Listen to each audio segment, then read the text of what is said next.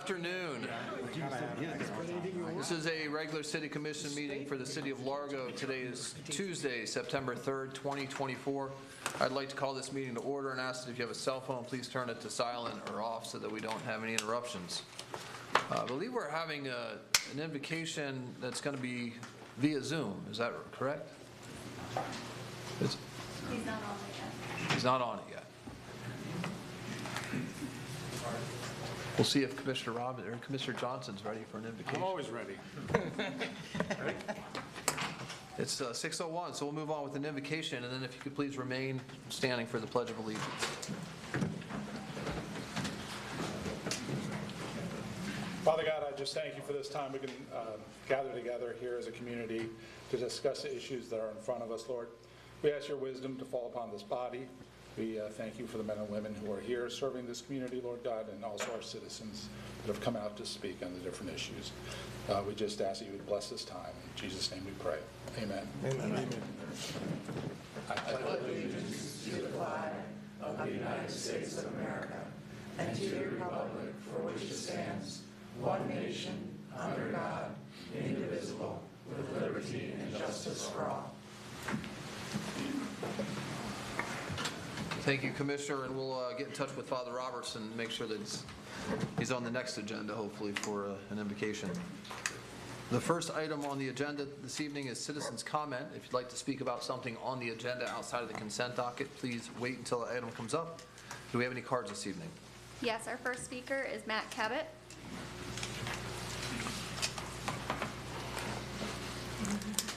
Good evening, Mayor Brown, Commissioners. My name is Matt Cabot.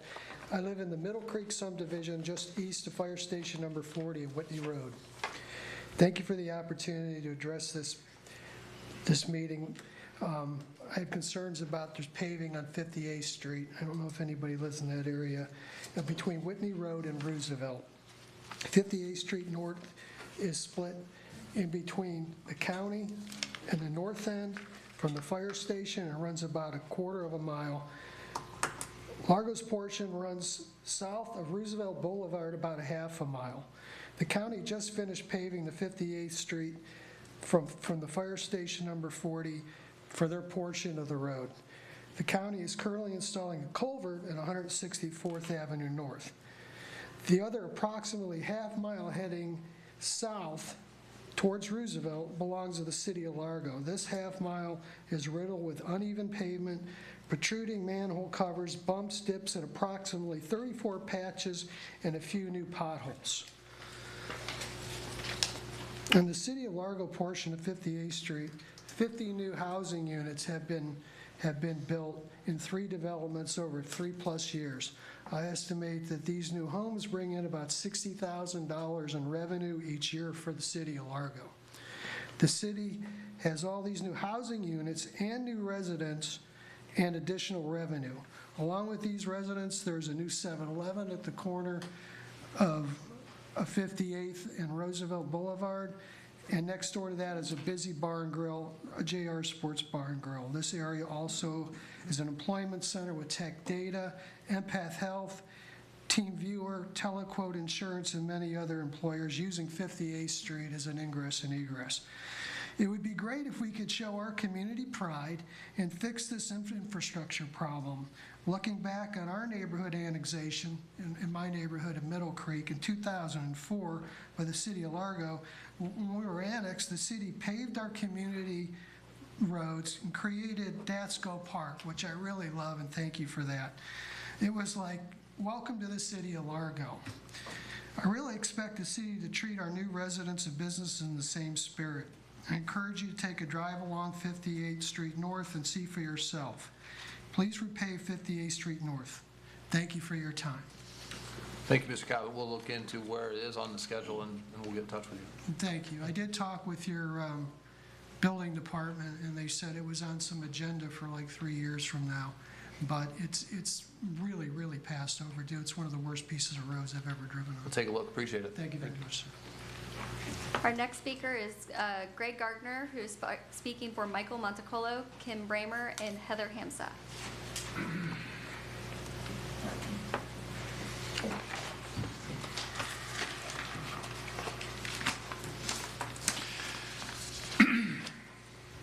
Okay, I'm discussing the fine lien foreclosed, the nuisance abatement program. I'm just going to give you the skinny on a couple cases here and then go into some dialogue.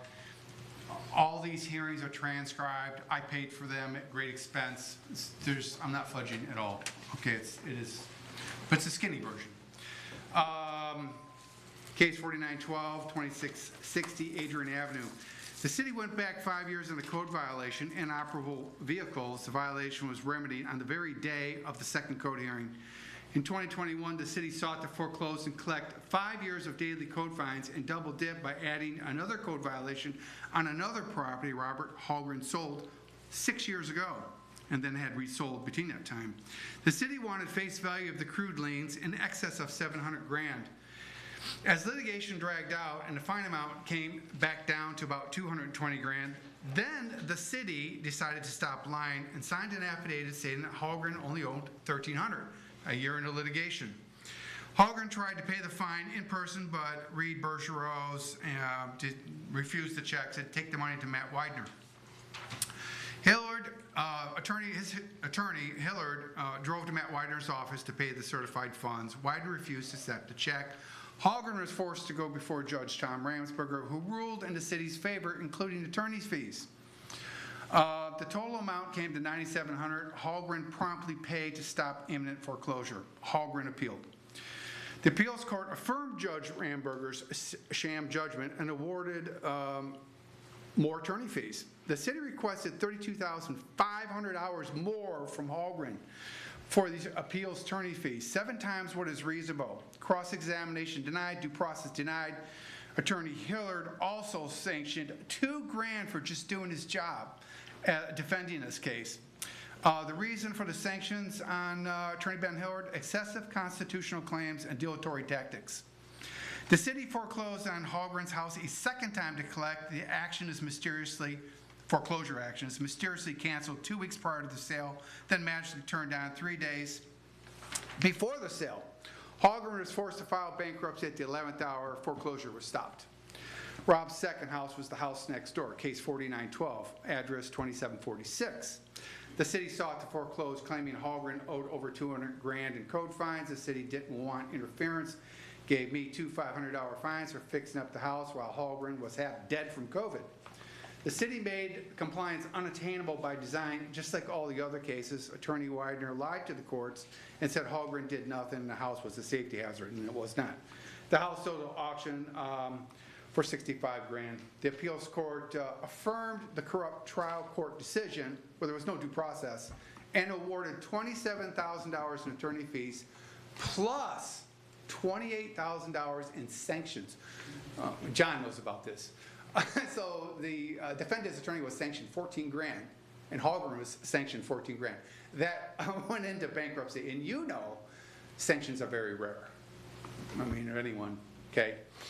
This is why, right here, this is why, guys, our 8th Amendment right, excessive fines and punishment, is so critical. This is where the rubber meets the road. It is part of our Bill of Rights. It is our inalienable God-given rights to keep government from excessive fines and punishment. Now, these fines are taxation by citation, so it's just a taxation. It's what it is, right? And the government and our Constitution, federal and state, forbids excessive fines. And we fought for this back starting in 1775. The Bill of Rights was ratified 1791. This goes back to 1215 AD, Magna Carta. Okay? Excessive fines is unconstitutional and it's forbidden. You can't have this to have a just society. This rips up, when you violate this, you rip apart the moral fabric of our legal system. What is ethical and fair and just? And if you don't have this, then you have tyranny. Literally have tyranny, and this is what happened to Rob Hallgren. The guy was punished to hell in back, and attorney Matt Widener will not let up. You should see some of his emails. We're going to get you, and you're going to pay, and I'm going to collect.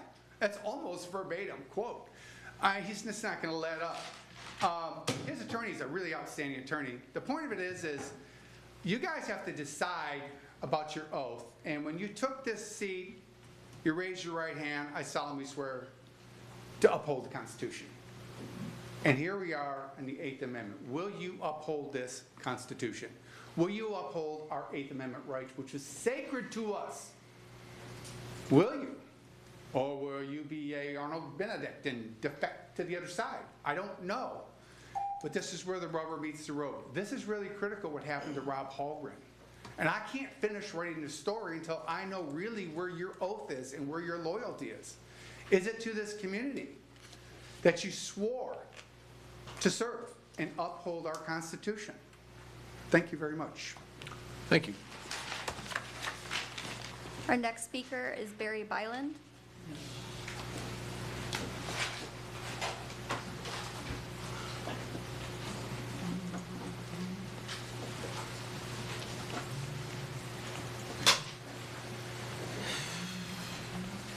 Well, I guess I wanted to talk a couple of things. When I was going to follow up with what that gentleman said, he's absolutely correct.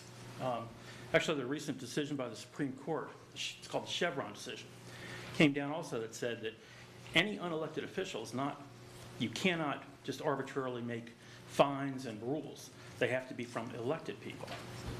And that's from the Supreme Court a couple of months ago. I just wanted to talk a little bit. I'm going to talk later on item number 21. But I wanted to talk in general about how our community got to the process, got to where we are today. The only reason anybody in our community knows what's going on is because I watched Mayor Brown one morning on a coffee chat thing. And I was like, whoa, really? And then this morning, I just happened to, I was doing something else, but I went back and I saw the little notice that you were going to talk this morning. I went back and talked. That's why I'm here tonight. Nobody in our community knows about this. I tried emailing people and telling them what was going on. Some people might be here, I don't know. But is there a notice requirement that has to be met? We were told in an email from Taylor Haig, one of your planners, that yes, there would be email sent to all the properties within 500 feet of the development. And there would be 2 public hearings. And yet, I don't know, maybe this isn't a public hearing, but maybe it is. We were not told, there was no subsequent email out that saying, yeah, no, we're not going to do public notices or anything. But I'm only here by happen chance. If I hadn't seen that, wouldn't have known. Sorry.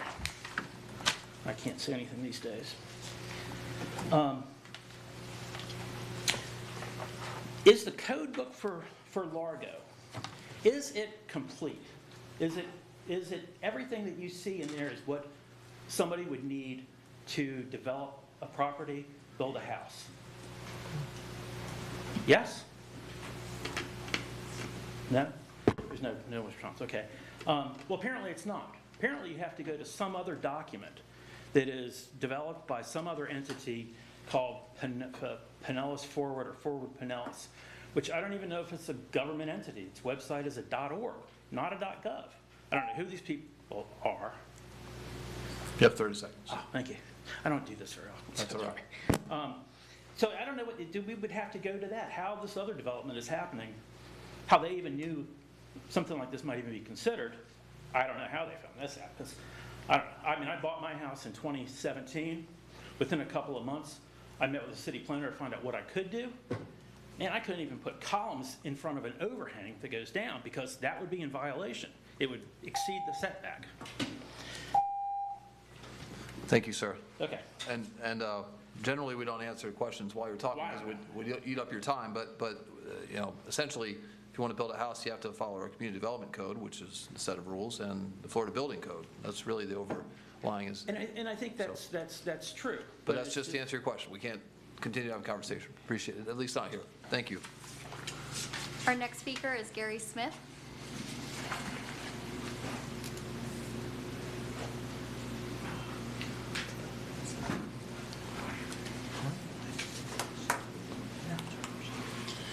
Good evening, Commissioners, ma'am, Mayor Brown. My name's Gary Smith. I live at 412 2nd Avenue Northwest, Largo. And we, as a group on our street, have an issue with drainage, with flooding. Actually, I met with Mayor Brown this morning at the street, and he wanted to come out when it was wet, but it's completely dry. But as of this evening, the street is completely underwater again from a 45-minute rain. 412 2nd Avenue is right behind the staging area for the Horizon West Bay project. Ever since that project started, the flooding on our street has been horrendous, even on small storms like today. The water has nowhere to go. It's a dead-end street. It's sort of like a big retention pond when the water sits there, and it takes hours for it to go away. One of our neighbors had an issue with their vehicle going through the water, and it was damaged. It may sound small for some of you. It's not Shore Acres or some of these other places prone to heavy flooding, but to us it's important. It's sometimes in the big storms, like Hurricane Debbie, it gets so bad that it almost comes into our houses. And we really don't appreciate that, water coming into the house. There's something that needs to be done. There's no drainage at all on that street. Everything flows down and down from the staging area, down the street, and settles right in front of our houses. Years ago, they said they were going to put in a drainage. They were going to replace the drainage, but they put it in the back alley. There's nothing on the street. There's no way for the water to get to the alley. Mayor Brown, if you want to see pictures that I took this evening after this rain, right where we were talking, I have them on my phone right here. And that's up to you if you want to see them now, or the clerk's going to, I'm going to submit them to the clerk, and she will forward all these pictures to your emails. But we really need something. We've been dealing with this for a long time, but the process of this construction has exacerbated the problem. Sometimes the front yard fills up ankle deep in water. The first row of block on the house is only 4 inches above grade. So that tells you how much space you have, how much time you have before the water gets in the house. So please, look at these pictures and see what we can do for this. Thank you. Thank you. Our next speaker is Michael Peltier.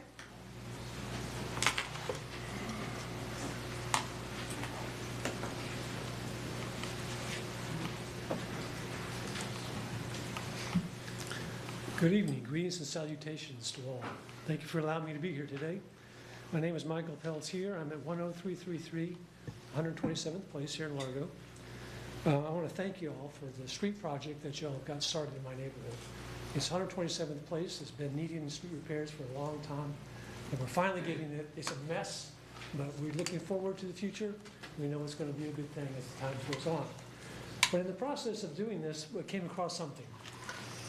Something that may have been overlooked regarding the sprinklers. I should be over here, shouldn't I? In order to install the new under drain piping, the first 10 feet or so of the yard needs to be destroyed. And oftentimes, an existing sprinkler system in kind and location are rendered useless. And as you might imagine, the heads and the pipe for the portion of the systems will be near the road and near the driveways originally, so those areas were destroyed by the new project. Now, the terms of your existing contract state that the contractor, which in this case is Keystone, is to replace existing as was, as is, or better at the end of the project. Grass and sprinklers would be almost lost in the order of things. There'll be the cement, the utilities, the water, all the other things will come prior to the sprinklers being reinstalled with the new grass. So this project is scheduled to complete in 2025, February. Right? That's a little ways down the road. So my question is, what happens to all the entire yard that's affected by the sprinkler system shut down by the destruction of the pipes?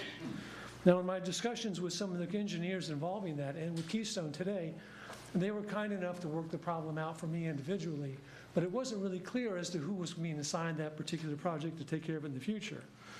So the temporary relocations of the heads in the pipe should be accomplished in a time under the pipe layment when it's first going in, because mine's in now. In February, my grass might dry up unless this rain continues every day, and I kind of doubt that's going to happen. And that's going to be true for any of the other neighbors that are installed early at the underlayment. Toward the end of the project, the underlayment of the underdrain pipe will be installed in such a timely fashion that the yard can be finished, the concrete can be put in, and all the other things will be very quick, and there probably wouldn't be any dead zone. But they just currently destroy the pipes out in the field. They're not capping them off. They're not tapping them. So what I'm asking is a little clarification, because the engineer on record, Dan, is not real clear on what we have to do, who's got the contract, who's paying for it. There may be budgetary concerns, and maybe an addendum needs to be issued. I don't know, but the interim period of relocating the sprinklers is important to the duration of the existing yard. And that's all, just clarification on that. Otherwise, things are going great. Thanks a lot for your time. Thank you. Our next speaker is John Lauser.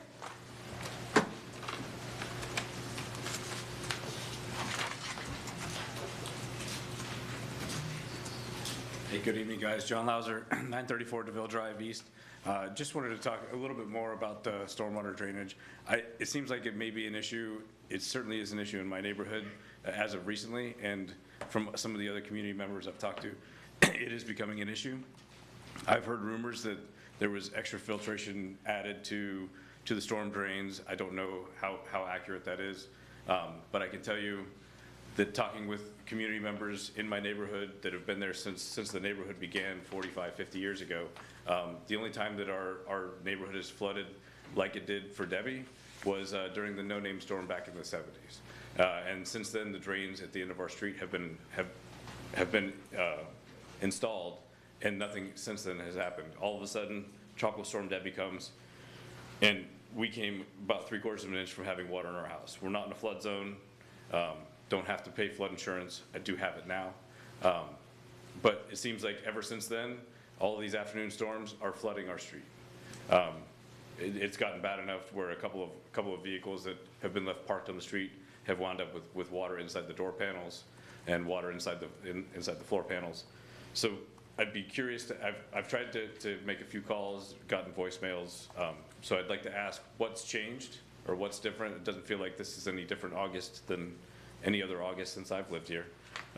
We get some drier August and some wetter, but I definitely feel like we've gotten this much rain before, and our street hasn't been holding so much water. I mean, it's been just like the gentleman said earlier, almost every afternoon when we get these 3/4 of an inch to an inch of rain, like a normal August afternoon, our street is filling with water. The drains seem to be working. We've checked to see if they're clear, but they're just not keeping up. And I don't know if it's a downstream problem or if it is in addition. I mean, honestly, if the city did add extra filtration to the drainage pipes and didn't scope it appropriately, now you're putting water in people's houses, and that's going to cause a lot of extra damage, especially to people that live in non-flood zones like me that don't have to have flood insurance. So I know it's smart to get it, but I mean, that's $600 a year that some people can't afford. So I'd ask that you take a look at the overall stormwater drainage, and specifically south of Eagle Lake Park where I'm at. It seems like Eagle Lake Park is holding a lot of water, and it's just bleeding down into our neighborhood as well. So I'd appreciate your concern. Thanks. Thank you. We'll certainly look into it. Our next speaker is Nate Lyon.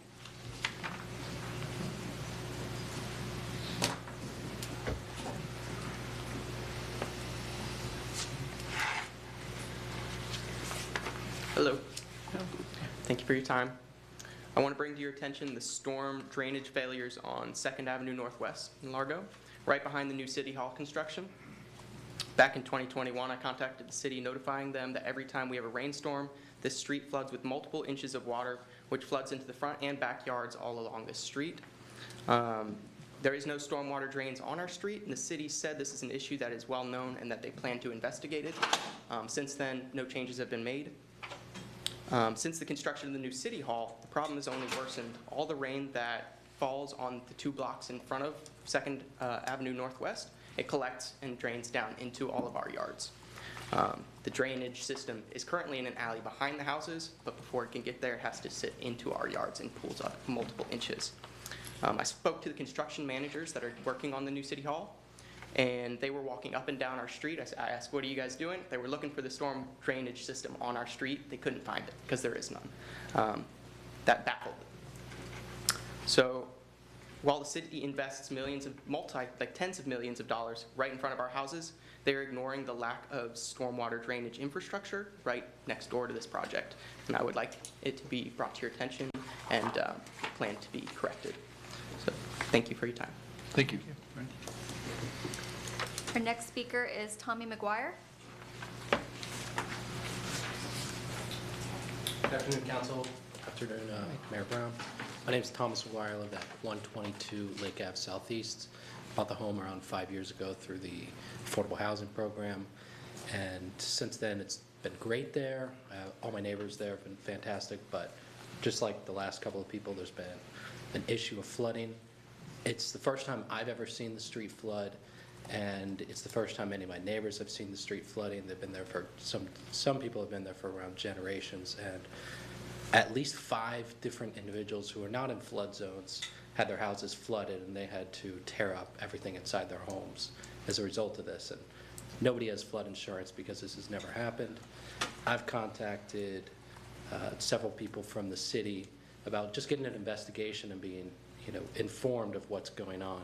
So Brooke Driscoll, I emailed some evidence of and some photos and videos showing how bad it got.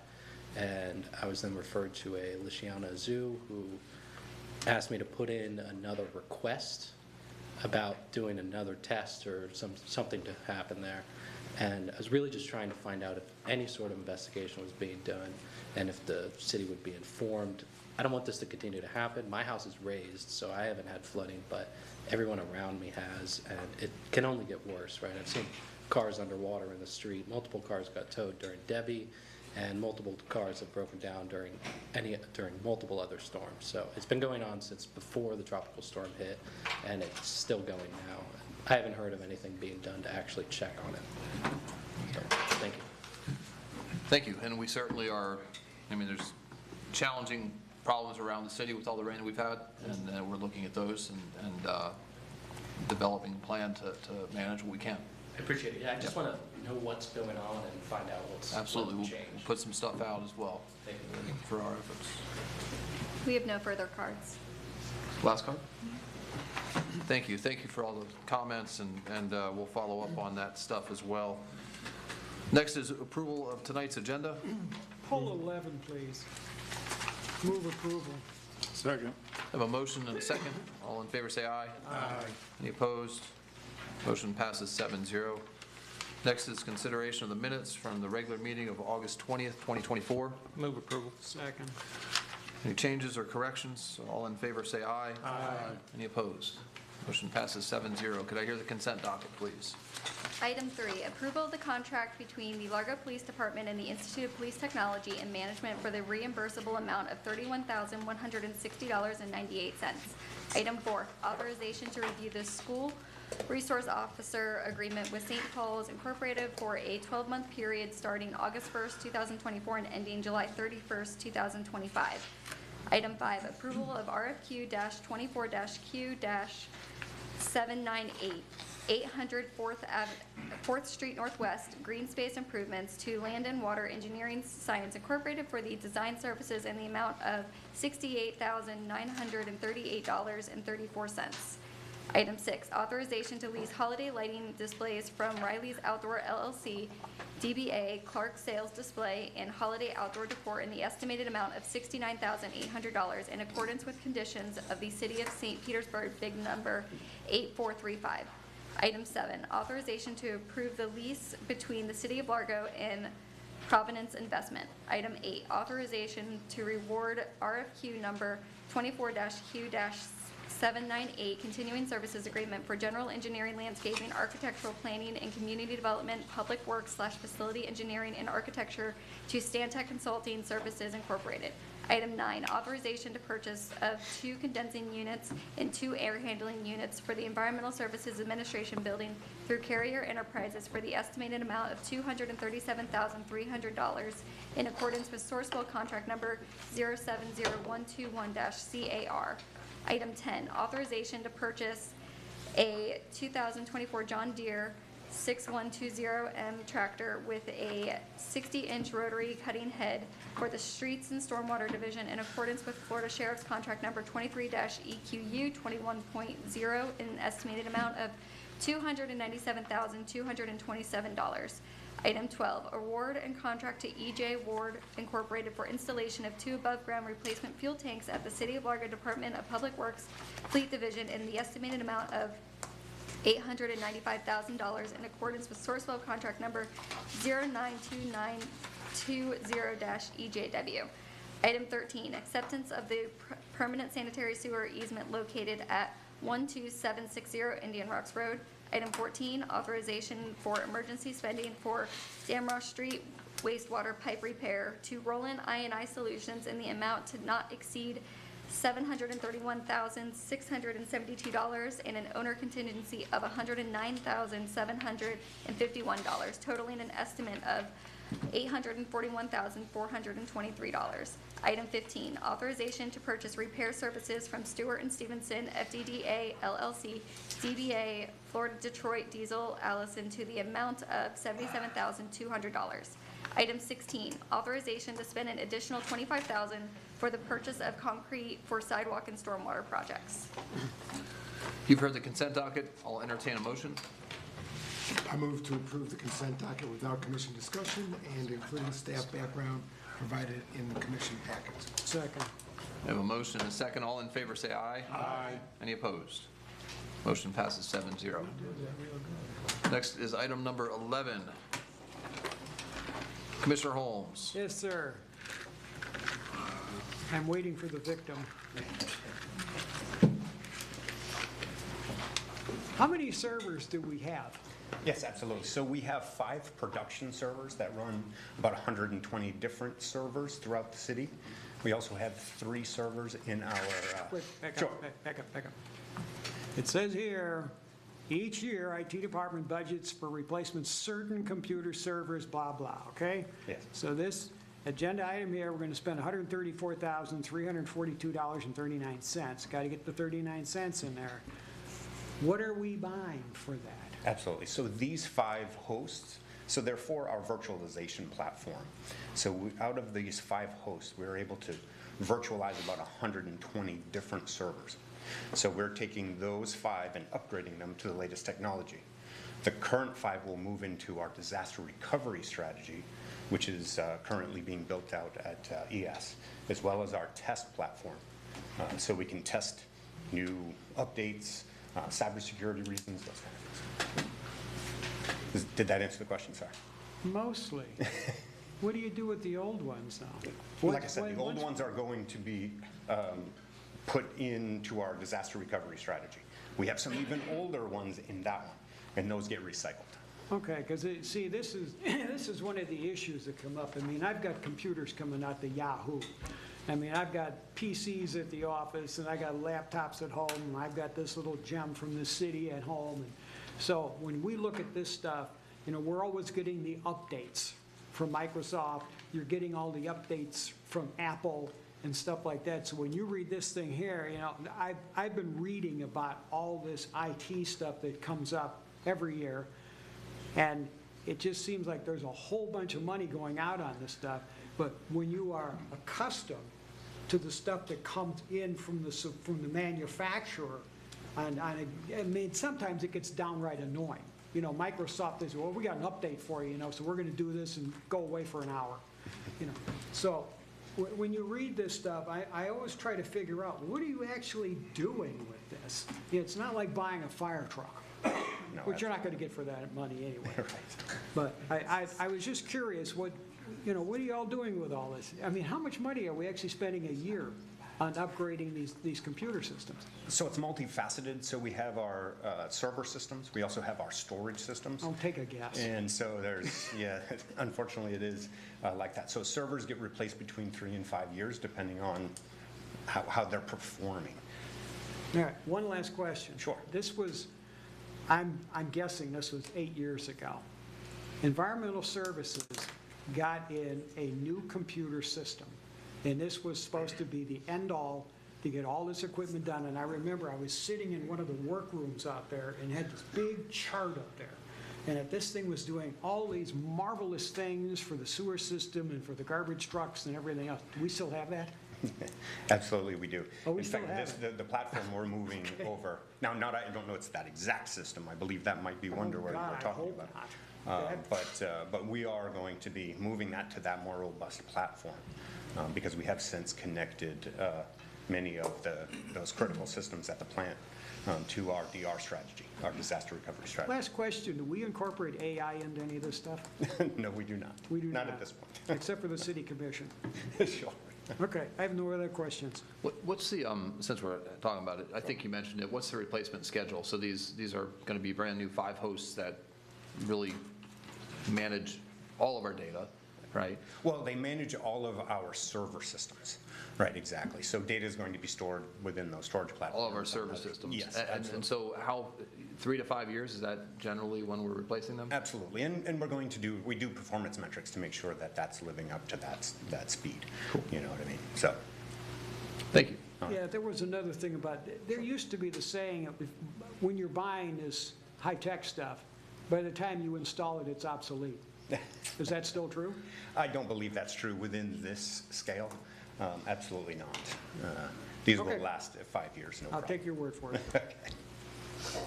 I move to approve authorization to purchase 5 replacement computer servers from Dell Inc. through Flagler Technologies in accordance with contract number 43211000-23-NASPO-ACP-FL in a total amount of $134,342.39. Second. I have a motion and a second. All in favor, say aye. Aye. Any opposed? Motion passes 7-0. Thank you very much. Next is item number 17, ordinance number 2024-54.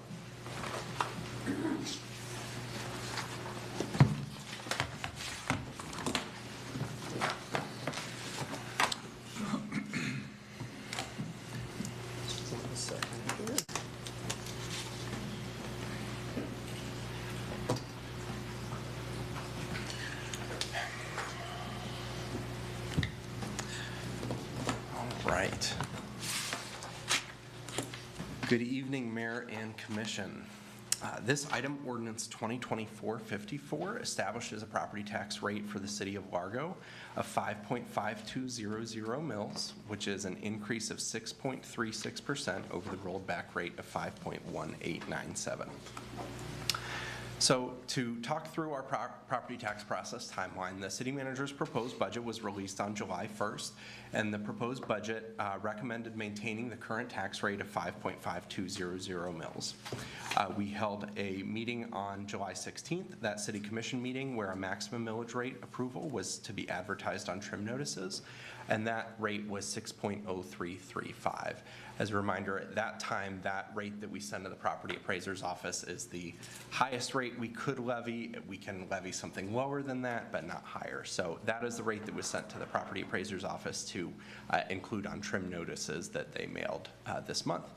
We had public meetings, the City Commission and Finance Advisory Board work session on July 19th, as well as a Finance Advisory Board review meeting, and then a second City Commission work session on August 13th. And so all of that brings us here tonight to approve a tentative millage rate, and then moving forward, the second City Commission meeting this month on September 17th, where you will adopt a millage rate for 2025. So a few items about our property tax revenue. So for anyone curious out there, your taxable property value multiplied by the millage rate divided by 1,000 is the property tax revenue that we generate from any particular property or all of our properties. This year, our taxable value increased 7.15% citywide, only 5.97% within our CRA. A few things that we like to highlight that address property values and property tax revenue is there's not always a direct correlation to property values that you read in the news or see on Zillow. Our homesteaded properties, their value increases are capped at 3% per year, and commercial property value increases are capped at 10%. So I just want to highlight here there have been a few budget changes since the August 13th work session, which we'll discuss more in the next item for the budget, but they don't fundamentally change the nature of the general fund that we have discussed with you at all of our meetings throughout the summer. You do also have an updated attachment to tonight's agenda item.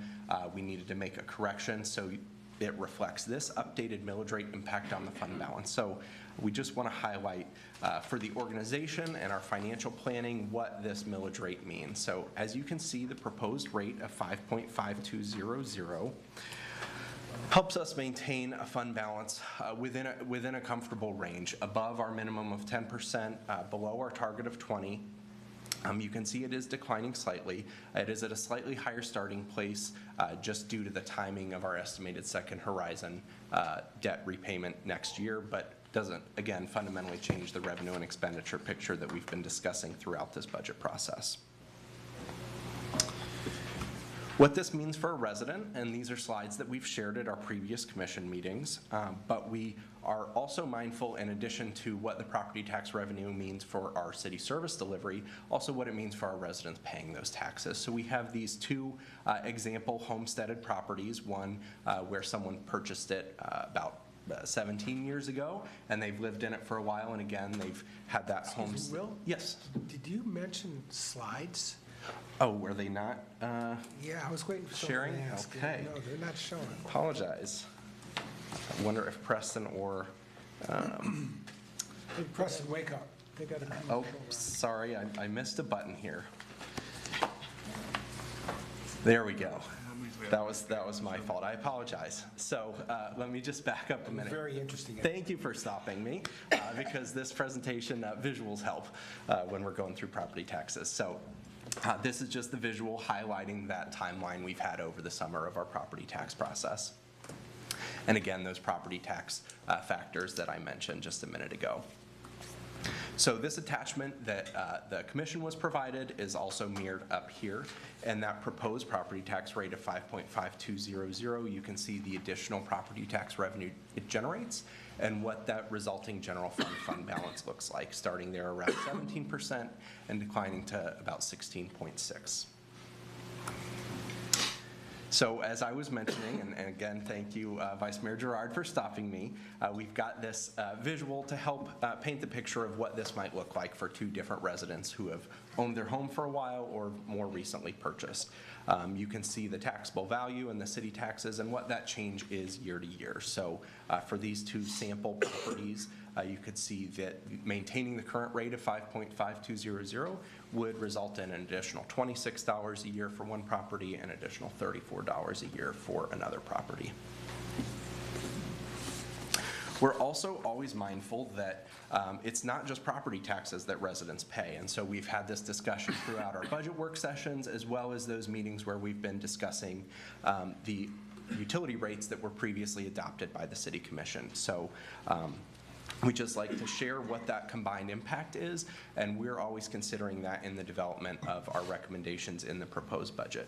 And so the combined impact of those utility rate increases that were already adopted and this proposed millage rate come out to just under $15 a month in additional cost for the average homesteaded household in the city of Largo.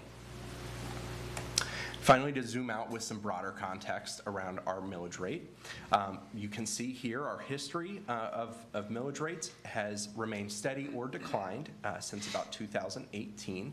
You can see it increased a little bit in the late from 2015 to 2018, and we were able to grow that fund balance and hit our target over 20%. And then we were able to utilize that fund balance to help us get through that COVID-19 economic downturn and simultaneously reduce the millage rate a number of years during that time. Something we also like to make sure everyone is aware of is Largo is only one of the taxing authorities on your property tax bill, so we represent about 28% of the average property tax bill. And in developing the budget, always try and make sure that we're delivering a lot of value for that portion of your tax bill. And then finally, just for some statewide comparison, there are a lot of things that go into a millage rate for a community, and every community is different, but among cities our size around the state, you can just see the range of millage rates, and where we land, we're towards the bottom half of those cities our size.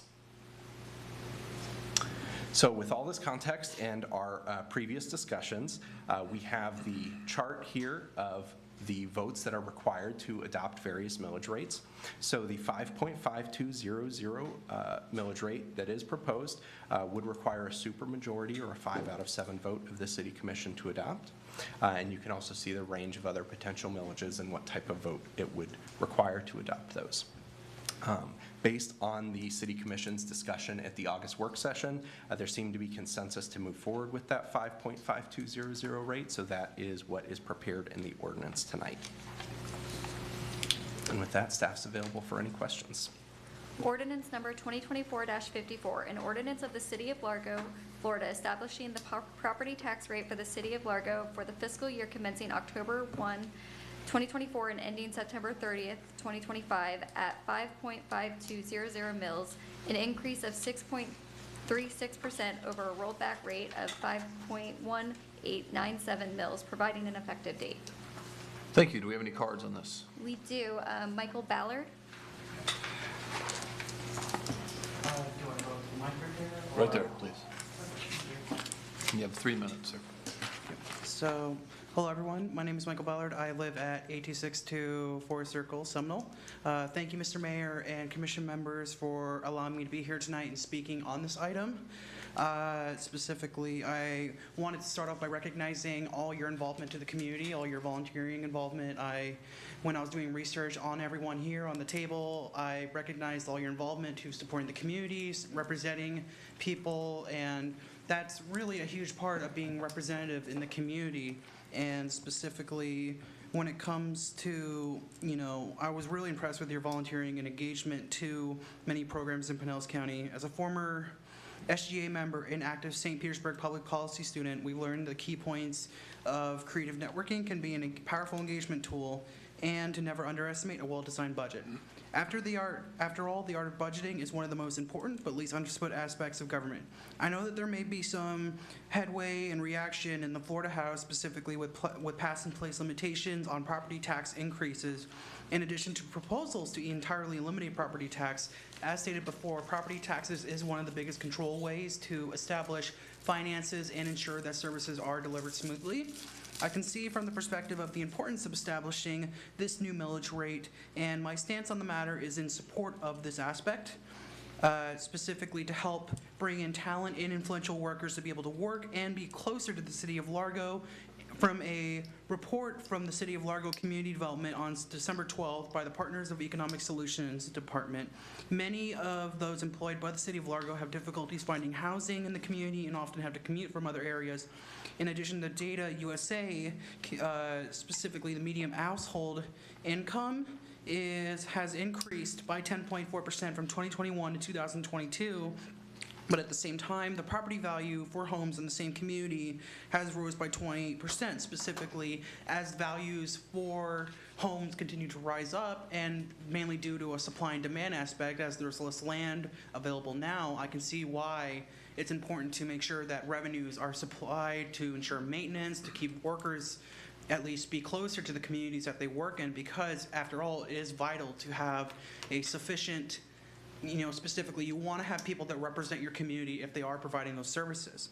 Specifically, I also see that there have been issues with finding property closer to the occupations. I believe that if this matter is passed, it will be essential to providing resources to ensure that services are provided that gives support to everyone in the field. In addition, I also believe that specifically to address some communications with people, I believe that communication with homeowners, looking into addressing and sharing promotional opportunities in the college or in the community is a great opportunity. In addition, looking into grants. I apologize for going over, but thank you. Thank you. That's our only card. Any questions, comments from the commission? I move to approve ordinance number 2024-54, establishing a property tax rate for fiscal year 2025 at the rate of 5.5200 mils, and schedule a second public hearing and adoption on September 17th, 2024 at 6:00 p.m. Second? I have a motion and a second. All in favor say aye. Aye. Any opposed? No. Motion passes 6-1.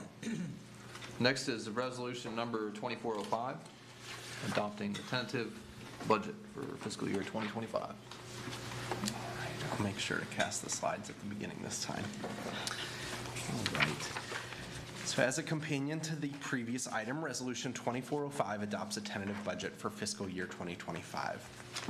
So for anyone who maybe hasn't been following along with the work sessions this summer, I just wanted to provide a little background on our budget process and how we arrive here tonight. So the budget process really isn't an accounting exercise. Rather, it's about understanding community needs, our goals for the organization to meet those needs, and aligning our resources appropriately.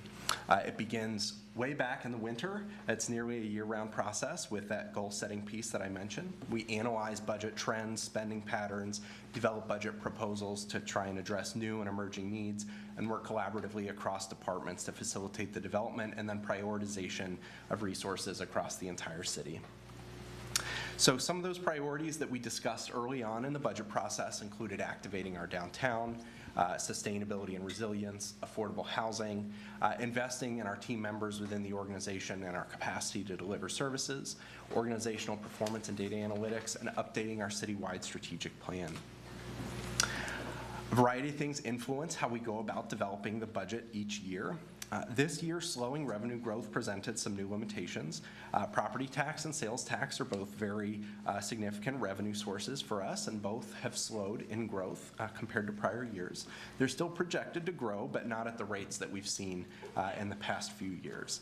But nonetheless, we still continue to face cost pressures, very competitive labor market, equipment and material costs, and fixed costs like pension contributions.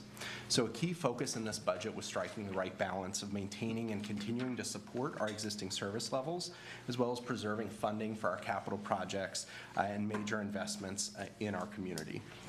We also sought to pursue opportunities, such as through the use of grant funds, to continue to advance some key strategic priorities outlined in our strategic plan and that the Commission has identified. So following the release of the proposed budget on July 1st, we've done outreach and engagement in partnership with the Communications and Engagement team. This included in-person pop-ups at the Largo Public Library, as well as some online prioritization. And anyone who's curious to see that feedback can go to largo.com/budget and see all of those responses and results that we post up there on the website.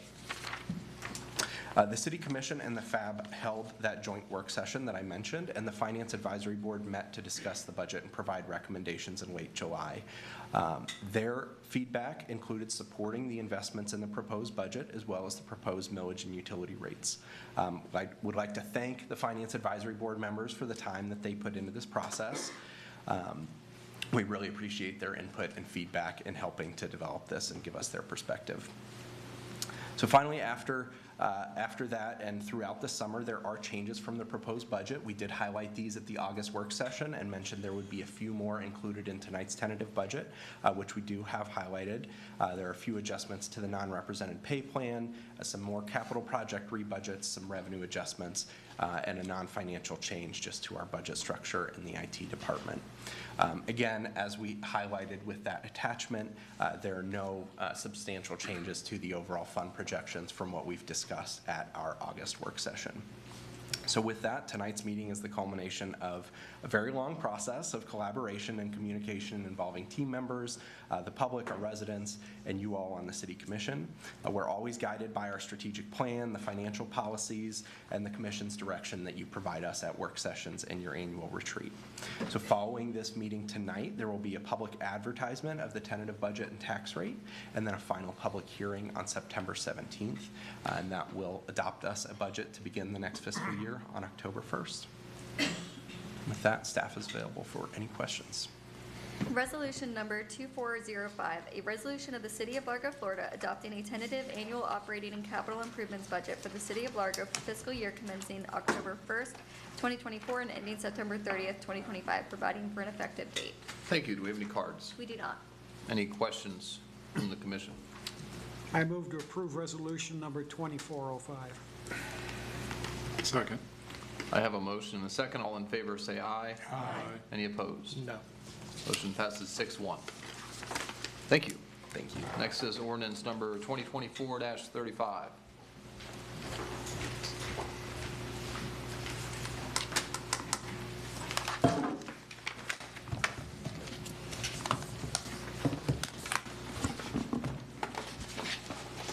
Good evening, Mayor and City Commission. The item before you is a comprehensive plan text amendment to revise the sanitary sewer sub-element of the public facilities element and the capital improvement element of the comprehensive plan to meet new state requirements regarding sanitary sewer.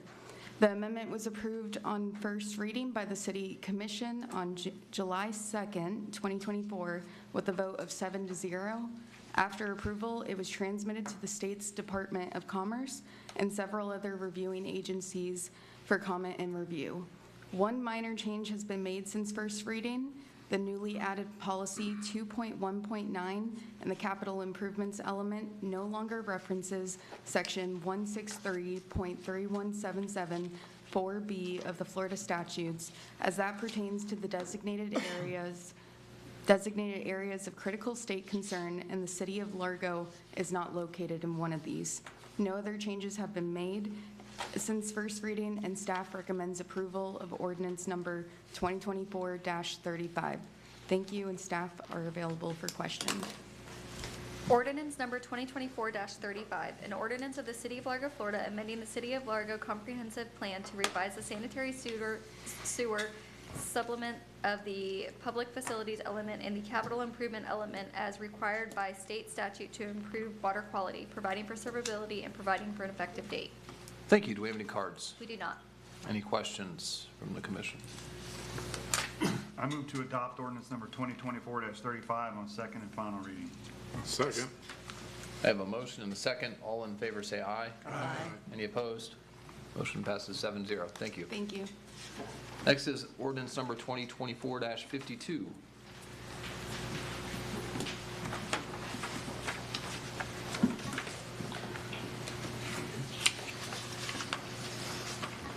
Good evening, Mayor and Commission. This is a second reading of ordinance number 2024-52, amending the City of Largo Code of Ordinances, Section 9-72, covering administrative fines.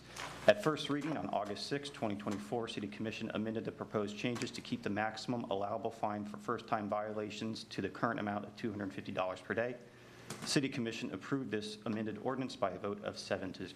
City staff is available for any questions.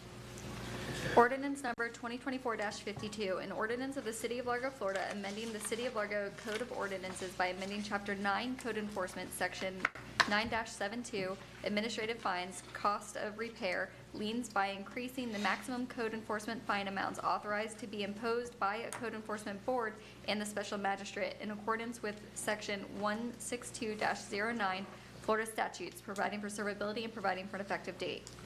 Thank you. Do we have any cards on this? Yes, we do. We have Greg Gardner.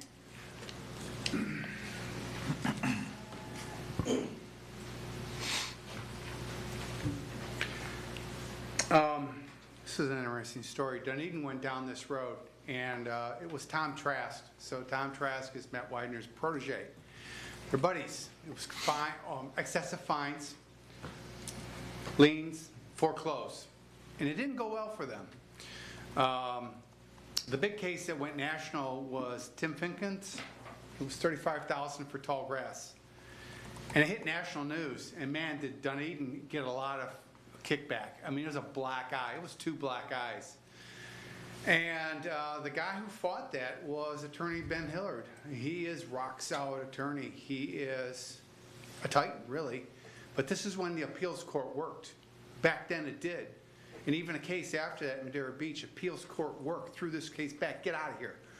And then when it came to Largo, it all shifted. But anyways, Ben Hillard won a Christie Allen case, and the city of Dunedin paid out the nose. And they stopped to think, is this what we want to be as a community of haste, where we rob and pillage our community? This is horrible. People hate us. And they got their brains examined. And they literally went the other direction.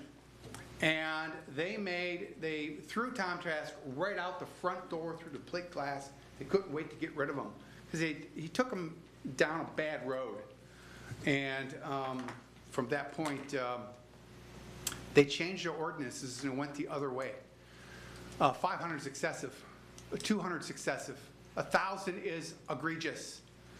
Anything unconscionable to man or woman is excessive. And 1,000 is ridiculous, no matter what Tracy, Chase, or Cheryl could muster. It's unconstitutional. There's nothing valid that they could possibly come up with.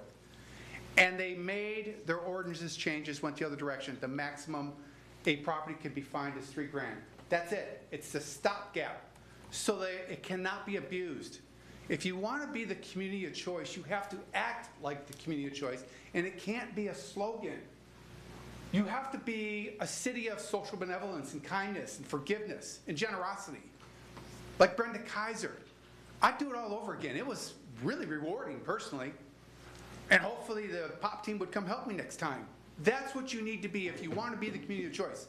You have to bestow grace. And this is a challenge on your oath. Where is your oath tonight? Is it to uphold the Constitution? Then this is a big no. Don't do it. And this is editorial. This is where the rubber meets the road, guys. You need to come through for this community. You really do, in your hearts, dig deep. No. Don't go this route. Be like Dunedin. Go the other way. Thank you. Thank you. We have no other cards. Thank you. Any questions from the commission?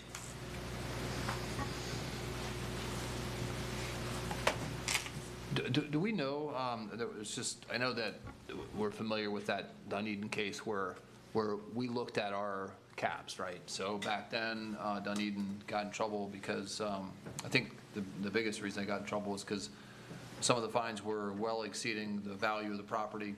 And so I don't know if it was in place at that time, but I know that at least now there's a cap that we can't put fines above whatever the... Yes, so any time for residential properties, they are brought before the Code Enforcement Board, the fine amount cannot exceed the just market value of the property at the year it's brought before the board. So that would be the cap for the residential just market properties. on the property appraiser's website, right? Yes.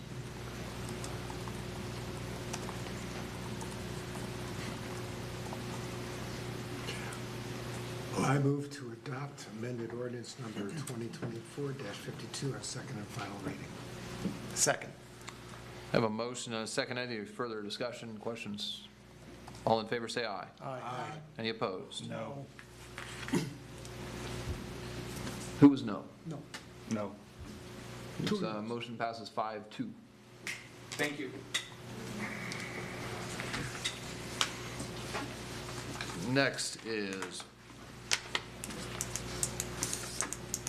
item number 21.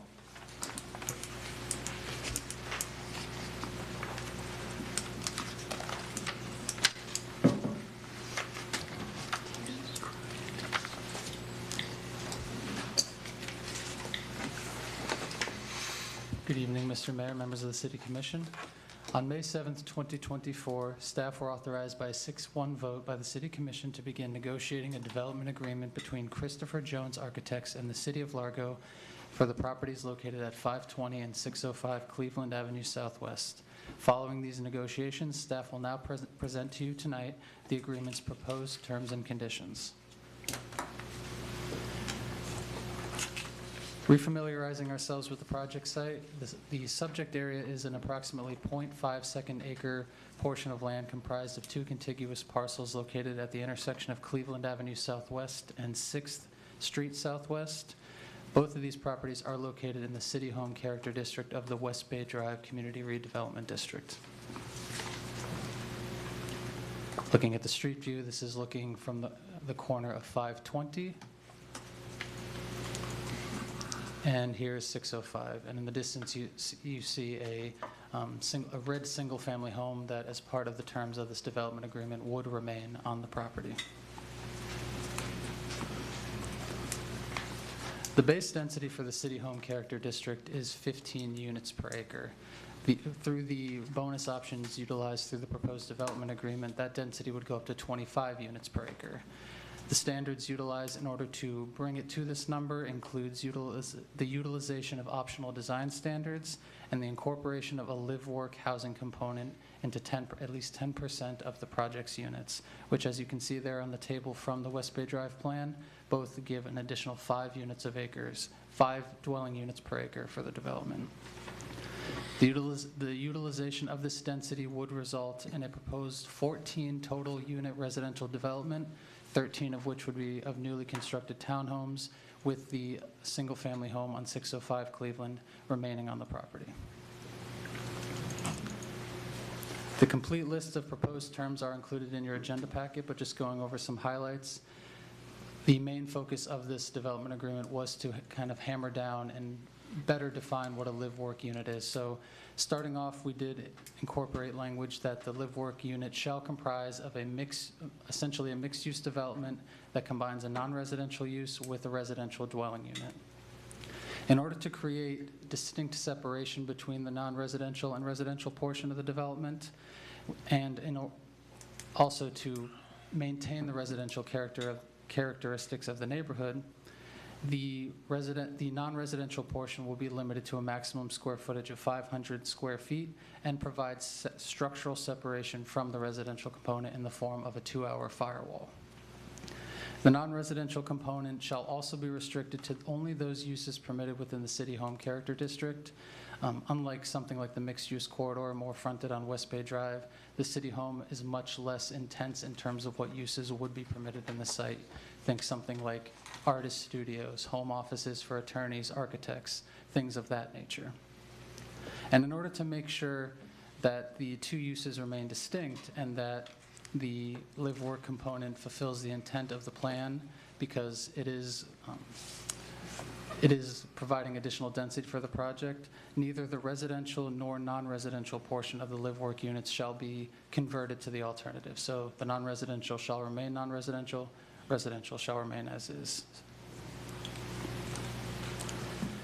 Additionally, as in terms of the optional design standards utilized to get another 5 units per acre, the existing single-family home will remain as a incorporation of an enhanced landscape buffer, providing greater separation than what would be required per the West Bay Drive plan, and also be required to be renovated in accordance with the Florida vernacular style, architectural style. The second optional design standard utilized will be the incorporation of rooftop solar panels on the roofs of the newly constructed residential buildings. And lastly, the improvement of the alleyway along the north portion of 520 Cleveland Avenue Southwest will need to be constructed by the resident for the entire length of its adjacency to the development to the point of its access.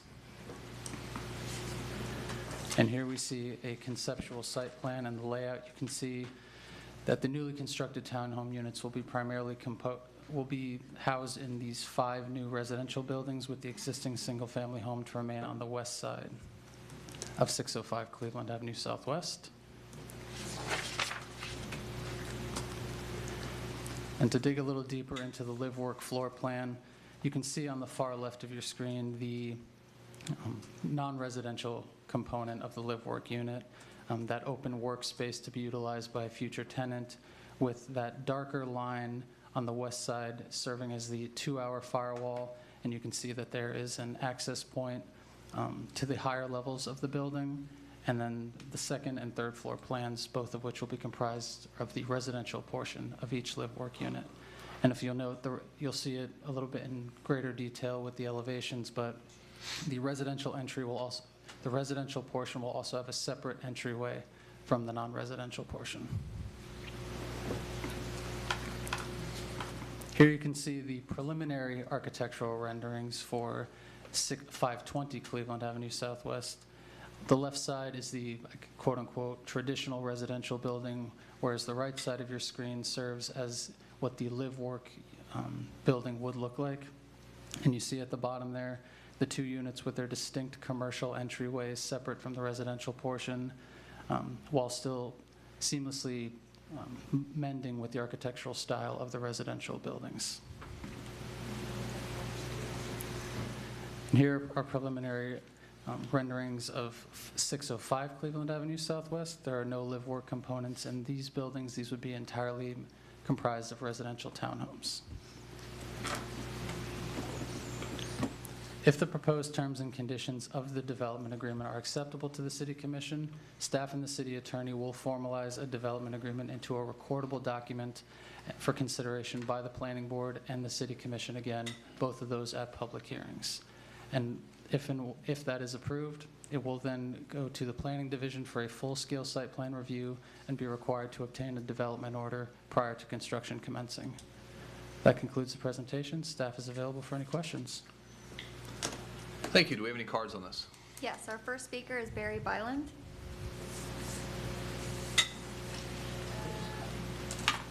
Mr. Byland, right? Yes, sorry. That's all right.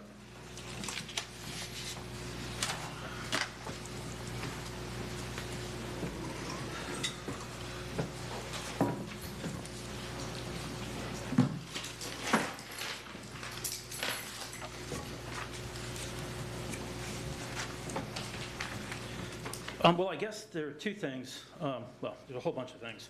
First is, I thought this was one of the public hearings. We were told there were going to be 2 public hearings, but as I see Taylor has mentioned, there will be 2 public hearings. So I guess I want to get some of the stuff, though, on record. Maybe some of this stuff can be addressed. The first of which is the use of the word contiguous. Every definition I've looked at for the word contiguous means touching. When you have properties that are contiguous, they are adjacent. They're not across a road. They're certainly not across 2 roads or an intersection. The ability for these 13 new townhomes, condominiums, as you said this morning, apartments, we don't really know what they are, hinges basically on this one fact as to whether or not they are contiguous. So without them being contiguous, there is not the site size available to do what they want to do.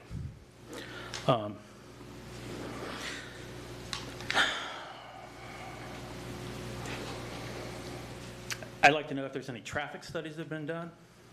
The cars, these front partially on 2nd Avenue, which is a paved road. It's not a brick street. The cars fly down 2nd Avenue. Mayor, you may be aware of that. It's right near your house. They fly down that road because it's a cut through, because it's paved. It's not a brick street, which kind of makes people drive slower. I don't go down 4th Street Southwest because it's bumpy, and I drive a truck. I go all the way over to Seminole Boulevard to drive, or I go down Ridge Road to go that way. Have there been any shadow studies? I don't know if you know what those are. Basically, where the light, I know one of my neighbors who is unable to be here tonight was concerned about that. The sun comes up, it hits his house, he likes that. How are these 3 stories plus rooftop decks going to affect his house? Parking is a major problem. These are, I think, Taylor, these 3-bedroom, 2-bath units? This time we don't have the floor plan completely finalized. Okay, but I'm not sure what house unit you all live in, but most people these days have, if it's somebody buying a house, they're going to have 2 cars. And there's only 1 on-site parking space provided for these units. That means at least probably 13, maybe more. I know at one point, I'm guilty, I had 4 cars. Where are they going to park?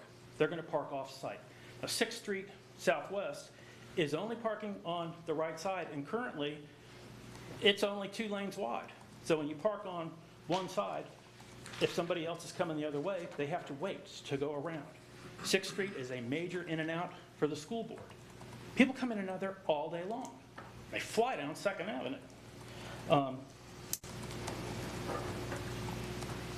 So go back and look at the contiguous. I don't think Merriam-Webster decides says that it's that way, so we'll see how it goes. Thank you for your time. Thank you. Our next speaker is Donald Tanner.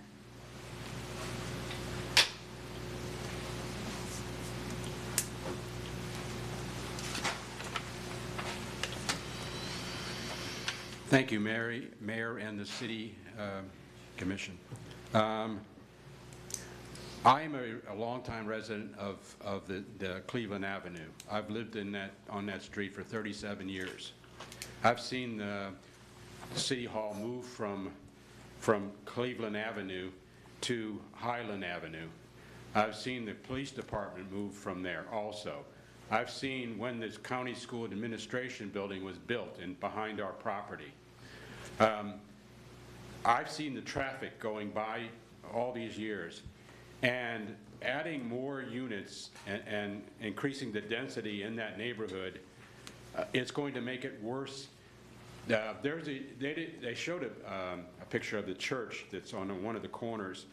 Well, those people who go to that church, they park on the street on Sundays. If there are no more parking spots to be there, it's going to jam up downtown in that neighborhood. The quality of life of the people living there is going to decrease, and it's really about obviously making money. Those lots have been sitting there for years, forever. I don't think there's any resident in the neighborhood who would have a problem if they were going to build a single-family home on those lots. But making it multifamily with 13, 14 units on those 2 lots, and Barry did he covered a lot of things. They're not on the same street. They're not on the same side of the street. They're not continuous to each other at all. And it's going to create a major problem for all the residents who live on that street, coming and going, and this county school administration building. And I don't know if they knew about it, if they would be unhappy about, because a lot of their employees are driving down that road. I just don't get it. I understand people come into the area to make money, they see the value of the real estate. But there are residents who live in that street, who've been there a long time, who don't want to see the character of their neighborhood change as drastically as this will make it. And not to mention the possible drainage issues that have come from having these big buildings and eliminating the trees and the other. The runoff is bad enough already, and it's going to get worse. And once it goes into effect, once it's built, we're done. There's nothing we can do about it. So you're the only people who can do something about it, and I appreciate your time. Thank you. Thank you. Our last speaker is Elizabeth Dodd.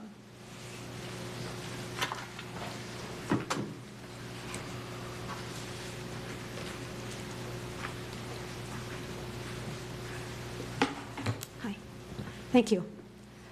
My partner and I bought our house at 610 Cleveland Avenue in 2017. We love the feel of the neighborhood and the relative quiet, so close to city conveniences. We love it here, and we're planning to stay into retirement in our house. I have a hard time believing anyone would think these plans represent an improvement on our street. We are a neighborhood of single-family homes, yards, porches. We have narrow streets and some beautiful gardens. What we do not have is large 6- and 7-unit buildings built right up to the sidewalk, across 2 streets from each other. The contiguous thing is ridiculous. I don't even know where anybody would come up with that. We have an idea of what that would be like by looking at the new townhouses on 1st Avenue and 6th Street. 6th Street is narrow and pushed to the limit by the school board employees, as is 2nd Avenue. 2nd Avenue, there's no parking on. It's hard to imagine the impact of more cars driving, and one assumes parked, along there would be. And if there's going to be a work use part of this, where are the customers supposed to park? This is not the place for 13 more residences on 2 lots. It's crazy. Also, I do not understand why residents were not informed of this meeting or the one in May.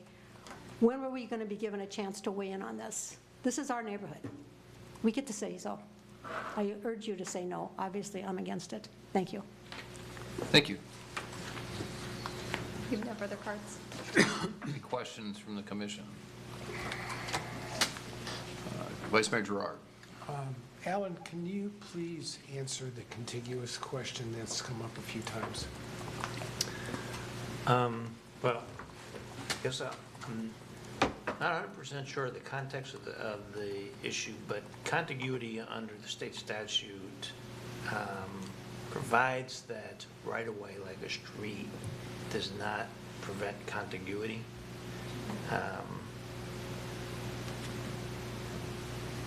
So I think I heard the comment was made that, well, there's a street in between. Well, under state statute, the street does essentially, for purposes of determining contiguity, it's like it doesn't even exist. There's 2 streets in between. Ma'am. Thank you. 2 streets, 3 streets, streets don't prevent contiguity pursuant to state statute. Thank you. Thank you, Commissioner Johnson. Yeah, I guess I want to drill in a little bit on our notifications to the residents and you know, when we're going to do that, or what the plan for the communication is for them, so they can. Certainly. So up until this point, neither of the 2 commission hearings pertaining to this development agreement or public hearings between the authorization to negotiate or the presentation of terms. Moving forward from here, if given approval by the commission tonight, it would need to go to 2 separate public hearings. One before the planning board, which would not only receive the written newspaper notification, but would also involve the notification of all residents within 500 feet of the subject site. And then after that meeting, there would be the second public hearing, which would be before the city commission, which would be noticed per general noticing requirements. Thank you. And that is per state statute. We're still at a very preliminary stage for things to be developed until we get to an agreement, a formalized agreement that everybody can look at, the citizens can look at, the planning board can look at, and be able to make full comments on everything that has been worked out and is proposed. Thank you. Thank you. Commissioner Holmes. This is really, really early in the process of doing this thing, but I'm going to give you my 2 cents worth. I am so alarmed at all the high density that we keep approving here. The infrastructure we're having problems with now. We're talking about flooded streets. You look at some of the areas where we've been recently approving new apartment complexes, new townhomes. Where's the infrastructure coming from? And these people, they all have a valid point. And actually, as far as I'm concerned, I am really through voting for all these new high-density units. I'm going to figure up one of these days how many units we've approved lately. I mean, these massive apartment complexes going in off of 8th Avenue Southeast. There's 3 big apartment complexes going in now just north of Central Avenue there. I mean, it's just, you got to draw the line somewhere. But like I said, my comment is really too early in the process here, because this isn't even a warm-up. But anyway, that's my opinion. Thank you. Thank you, Commissioner Holk.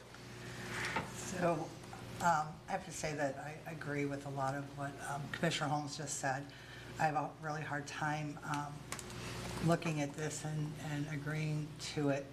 I've always thought that area is a very quaint area, and we are building a lot of high up. I'm also looking at the parking aspect of it.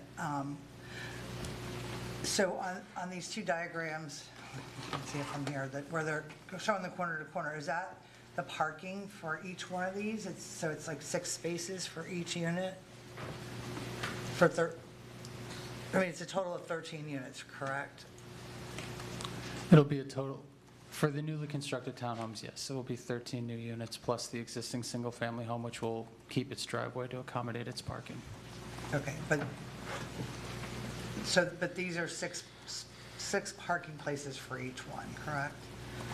Because it's not going to stay just in those parking spots. It's going to be on the roads, and those are really narrow roads, and I agree with the people who spoke today. It's their neighborhood, and I don't know, I just can't wrap my head around this. And I know it is early, but it's like, okay, so how do we vote on something like this when it's this early and we're looking at this design? So it still has to go through so many processes. So why, I always have a hard time when we are trying to discuss this and decide on a vote when I know the vote is just like a go-ahead, but there's so much money involved in go-aheads and planning and surveys, and right now, my mind is a big no. So there's a reason for this process, and there's a reason why you're asked to make these preliminary decisions or votes, and that is to give direction to staff, as well as the developer, let them know that this is a project that you might consider to approve. If, as you sit here today and what you know, you absolutely don't see any way forward for you to approve the project, then you should vote no, because staff is going to spend a lot of time and effort to prepare the development agreement and work with the developer. The developer is going to spend a whole bunch of money developing those plans that are going to be necessary and meeting all of city staff comments. So if this is a project that you just can't see approving, then you should vote no today. Okay, thank you. Okay. Can I ask Taylor a question? Please. Taylor, can you just tell the commission, what's the, under the future land use designation for the property, what is the allowed, how many units could they get there without the development agreement? 15 units an acre, right? 15 units an acre, that's correct. And it's 0.5 acres? Forgive me, Attorney Zimmer, I'm not the greatest at math. I'll do that right now. So without the agreement in place, the allowable density by right would give them 8 units. Okay. 8 total. 8 total. Including the house if it stays. That would count as a unit, yes. Right. And so, So that's the number of units they're entitled to. As a matter of right, they wouldn't have to come to the commission for approval. So I just want you to know that even if you said no to this, I mean, they could massage your plans and go ahead with 8 units, and it would never come before the commission. Unless they were looking for some kind of variance or something. But generally, the number of units would not be before you. and so the two things that is allowing or accessing the extra units is the storefront, is that correct? And one other thing? So they're going to be utilizing the live work component in 10% of the units. The other will be the optional design standards for an additional 5 units, the first of which is the enhanced landscape buffer on the east side of 605 Cleveland, which essentially would be served by having the existing single-family home remain in place enhanced landscaping on that west side, and just generally provide a greater degree of separation from the western properties than what would be required by right or by code. So essentially the single-family home that's not going away would serve as the buffer, allowing for an additional 5 units an acre, is that correct? That's correct. In addition, the second optional design standard would be the solar panels on the rooftops. And I would assume they'd have to be on top of the townhomes, because unless they tear down a bunch of oak trees, that house isn't going to produce any solar power. That's correct. Okay.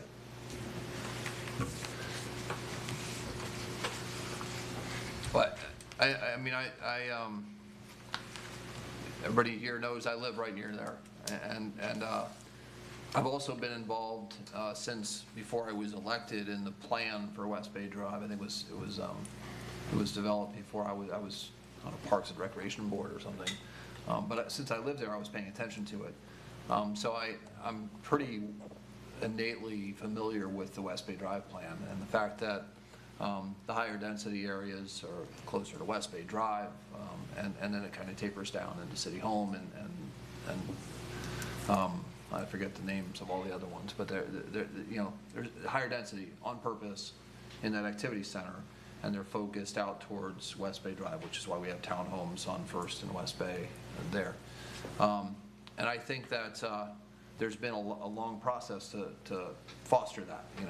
We on purpose have tried to focus our intensity in development in activity centers. There's some situations like 8th Avenue, if it's a live local thing that the state's telling us we can't have any control on that it's out of our hands. But we have set a plan in place and done traffic studies and frankly been very open and very clear about the plan.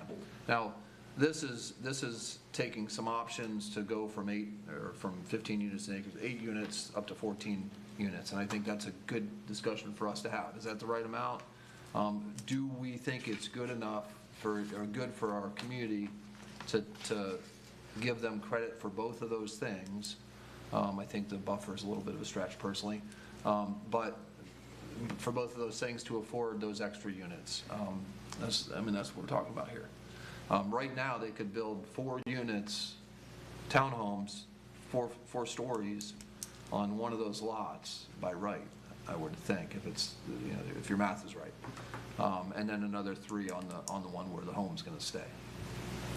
Well, actually, Mayor, if they wouldn't even need for the home to stay there. Right, they could take the home down and build put up a and put 4 on each one. Yeah, they could build 8 units. Yeah. Pardon my interruption. No, that's all right. That's why we're here. Mayor, I wasn't thinking about how close you live to this site. I just want to make sure that you're comfortable that you don't live close enough to this site that you're going to benefit one way or the other financially based upon the decision, because if you do live that close, then you should abstain from voting and file a conflict form. I don't mind abstaining from voting, but I have no financial interest in any of these properties. I do live and work close to there. I know you don't in those properties, but under the law, if your property could increase or decrease in value based upon this development, then you would have under the state statute, have a conflict. And so in the past, when I've not voted, I was contiguous. Now, there was a road between me. And, but to that point, though, I voted on the plans as we changed them and alter them. Right, and the Ethics Commission opinions allow you to do that on broader plans that apply across the entire district. Yeah, so whether I think that a project like this would increase or decrease my property value, I shouldn't vote either way, is what you're saying. I would say that would be the safe way to go. But I'm allowed to discuss it? Yes. Because I'm probably the one most innately familiar on this board, at least, with the neighborhood. They don't take away your First Amendment right. All right. Jesus. Hey, listen, I've ridden my bike by your house, so that makes me... Right. Any other questions or comments? Just to be clear then, if I may, so the vote here is to allow the development of a development agreement, a negotiation of a development agreement that will then come back and have 2 public hearings in addition to going before the planning board. Is that correct? No, one of the public hearings will be held by the planning board and one by the commission. And then the other one will be by the commission? That's correct, Yes. yes. Okay. And if we vote no on this, then the developer, the property owner, can go right ahead and won't even have to negotiate with the city, can put up 8 townhomes or 8 units of whatever they want without even coming in front of the city, as long as they follow the development code. Assuming the math is correct. That's correct, yes. You want to run that through your calculator one more time, Taylor? 8 units. They'll be able to put up 8 units. Still 8 units. Yeah. But if we discuss this just a little bit further, we can also discuss and say, if you're going to negotiate with the developer, then here are some things that we would like to see in that negotiation in order to preserve whatever, in order to try to serve the neighborhood and still would stay within the downtown development plan. So we can put some parameters on this. Okay. Yeah. So if we voted no, then they can do whatever they want with 8 units. And if we vote yes, then we have some say in how and what they build. Right, but they're going to build 13. But they're going to, but they. Well, they don't have to build 13 units. We can Well- say we would like to, So they're going to build more than 8. They'll build Because more than 8. otherwise, they don't need it. Right. There's no reason for them to enter into a development agreement. So they're going to build more than 8 because they're not going to enter a development agreement and decide, and offer to do these things that they're not getting anything in return for. Mr. Kerr. Thank you, Mayor. I do want to add for conversation that we've been working with this developer for several months. They've proven to be very much community-oriented, community-focused on bringing a quality project to the neighborhood, and have refined their design on several occasions just in the proposal stage to be sure that it reflects what we as a community want to see go in that neighborhood. So I'm very confident, given the latitude, that we'll be able to work with them and come up with something that we believe that the community, we can't satisfy every person in the community, but that the community as a whole and the commission will eventually support as far as this project goes. Taylor, can I ask you one other question? When, the neighborhood meeting, when will that be held? So after the 2 public hearings for the development agreement, and if the development agreement passes both of those public hearings, the project would then need to go through the site plan review sequence in order to obtain a development order. Because of its nature in the vicinity of other residential properties, the applicant would be required to host a neighborhood information meeting, which would be held here at City Hall in person, and similarly to the initial planning board meeting, would also be required to notify all residents within 500 feet of the subject site. So while not a public hearing, it would be a third opportunity for the residents to receive notice and speak on the proposed project.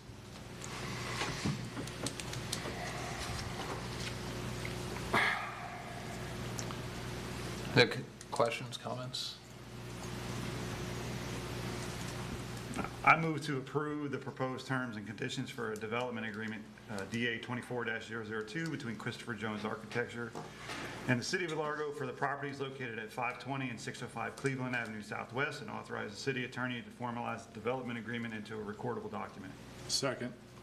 I have a motion and a second. Before we vote, I have a question about procedures. If this fails, does staff, because this is terms of a development agreement that we're voting on, am I right? That's correct.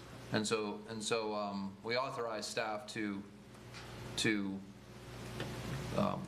work on those terms with the developer.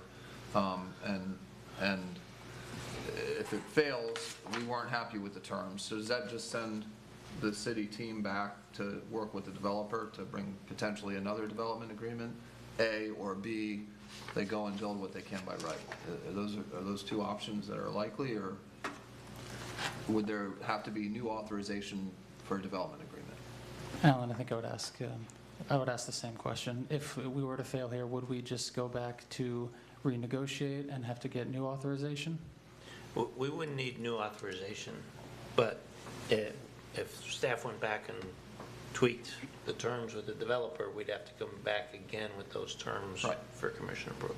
Okay, that's what I thought. I just wanted to make it clear. So I do have a motion and second. All in favor say aye. Aye. Any opposed? No. Could you pull the board, please?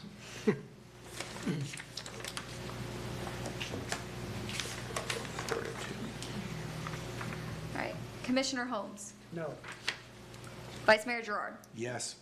Mayor Brown. Abstain. Okay. Commissioner Robinson. Yes? Commissioner Hulk. No. Commissioner Johnson. Yes. It's 3-3. Yeah. Commissioner Smith. Sorry. Yes. All right. Motion passes 4-3? 4-2. 4-2. Sorry. Yeah. Thank you. And so the next step is planning board, public hearing, and then us, public hearing. That's correct. We would first get with our attorney's office to actually craft the document. At that point, yes, first stage would be planning board, and then back before you for final public hearing. And then a neighborhood information meeting here. And then that's correct. And that would be if the development agreement were to be approved, recorded, completed. Once the site plan review sequence, before even any final site plan is submitted, they would be required to host that neighborhood information meeting. And can we include the individuals that spoke, letting them know about the meeting? Okay. Certainly. They're sitting right there. Well, They the walk dates. Certainly. Thank you. out. Few of them are black. Next is item number 22.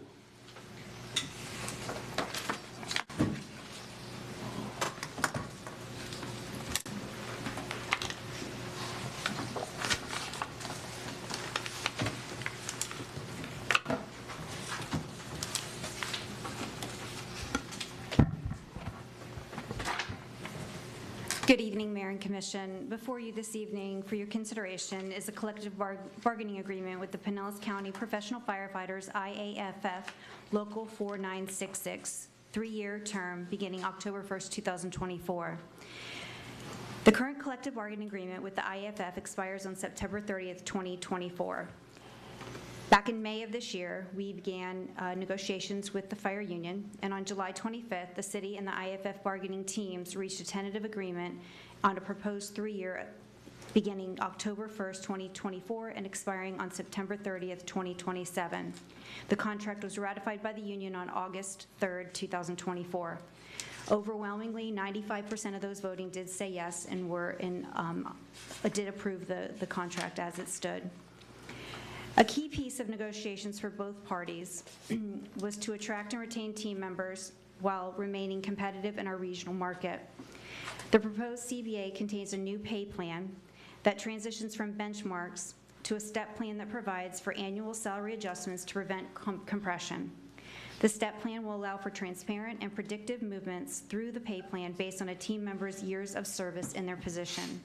A few of the highlights of the contract are an additional NS day, increase of parental leave from 4 to 6 weeks. Team members are actually paid for the actual hours worked beginning at the onset of the shift on the holiday. Wages include the initiation of the step plan, 3% between steps, slotting in year 1 according to years of service on September 30th, 2025, increase the minimums and maximums, 2% gross wage increase in years 2 and 3, and moving minimums and maximums 2% in both years. And then lastly, we're adding a fitness incentive.